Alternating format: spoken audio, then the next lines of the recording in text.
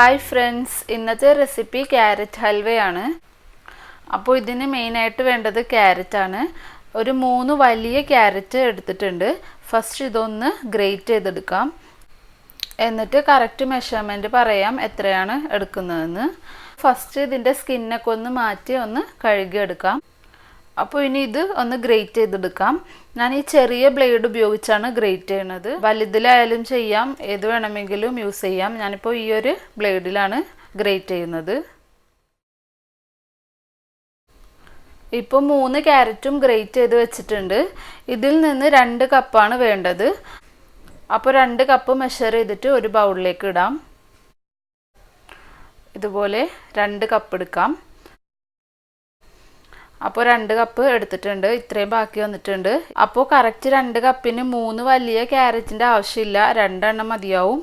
കാരണം ഇത്രയും ബാക്കി വന്നിട്ടുണ്ട്. നിങ്ങൾ എടുക്കുമ്പോൾ 2 വലിയ ക്യാരറ്റ് ആദ്യം ഗ്രേറ്റ് ചെയ്ത് നോക്കിയിട്ട് എടുത്താൽ മതി. ഇനി ക്യാരറ്റ് ഹൽവ റെഡിയാക്കാൻ എന്തൊക്കെയാണ് വേണ്ടതെന്ന് നോക്കാം. 2 കപ്പ് ക്യാരറ്റ് ഗ്രേറ്റ് ചെയ്ത് എടുത്തത്, 2 കപ്പ് പാല്, ക്യാരറ്റ് എടുത്ത സെയിം കപ്പിൽ തന്നെ 2 കപ്പ് പാല്, പിന്നെ 1/4 cup milk made, 1 table spoon പഞ്ചസാര.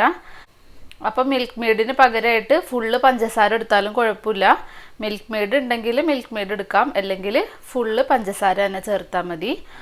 പിന്നെ 3 ടേബിൾ സ്പൂൺ നെയ്യ്, 1 ടേബിൾ സ്പൂൺ കാഷ്യൂനട്ടും 1 ടേബിൾ സ്പൂൺ ബദാമും ചെറുതായിട്ടൊന്ന് ചോപ്പ് ചെയ്തത്, 1/4 ടീസ്പൂൺ ഏലക്കാപ്പൊടി. ഫസ്റ്റ് ഒരു പാൻ വെച്ച് കൊടുക്കാം. അതിലേക്ക് എടുത്തു വെച്ച 3 ടേബിൾ സ്പൂൺ നെയ്യിൽ നിന്ന് ഒരു 2 ടേബിൾ സ്പൂൺ ഒഴിക്കാം. നെയ്യൊന്ന് ചൂടാകുമ്പോൾ അതിലേക്ക് ഗ്രേറ്റ് ചെയ്ത് വെച്ച ക്യാരറ്റ് ഇട്ട് കൊടുക്കാം. ഇത് നന്നായിട്ടൊന്ന് മിക്സ് ചെയ്യാം.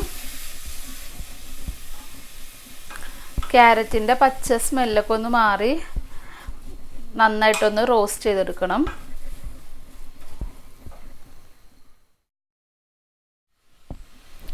അപ്പോൾ ഇത് ലോ ടു മീഡിയം ഫ്ലെയിമിൽ വെച്ചിട്ട് നന്നായിട്ടൊന്ന് വഴറ്റിയെടുക്കാം. ഇപ്പോൾ ഇതിൻ്റെ പച്ച സ്മെല്ലൊക്കെ മാറിയിട്ടുണ്ട്. ഇനി ഇതിലേക്ക് മിൽക്ക് മെയ്ഡ് ഒഴിച്ചു കൊടുക്കാം.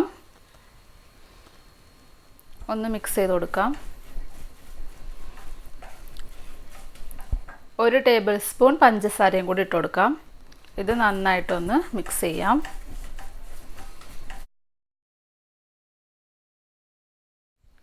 ഇനി ഇതിലേക്ക് 2 കപ്പ് പാൽ ഒഴിച്ചു കൊടുക്കാം. ഇതിനി പാലിൽ കിടന്ന് ക്യാരറ്റൊക്കെ നന്നായിട്ടൊന്ന് വെന്ത് കിട്ടണം.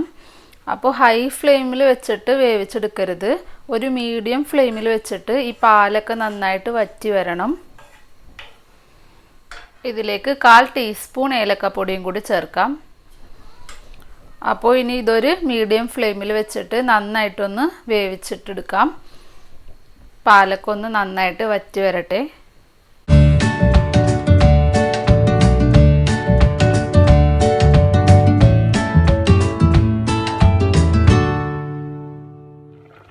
ഇപ്പോൾ പാലൊക്കെ നന്നായിട്ട് വറ്റി വരുന്നുണ്ട്. ഇനി കുറച്ചും കൂടെ ഉള്ളൂ വറ്റാൻ വേണ്ടി. നന്നായിട്ടൊന്ന് വറ്റിച്ചെടുക്കാം. അപ്പോൾ ക്യാരറ്റ് ഇവിടെ വറ്റുമ്പോഴേക്കും നമുക്ക് ഇതിലേക്ക് വേണ്ട നട്ട്സ് ഒന്ന് ഫ്രൈ ചെയ്തെടുക്കണം. അപ്പോൾ അതിന് വേണ്ടി ഒരു പാനിലേക്ക് നേരത്തെ മാറ്റി വെച്ച 1 ടേബിൾ സ്പൂൺ നെയ്യ് ഒഴിച്ചു കൊടുക്കാം. ഇനി ഇതിലേക്ക് നട്ട്സ് ഇട്ടൊന്ന് ഫ്രൈ ചെയ്യാം.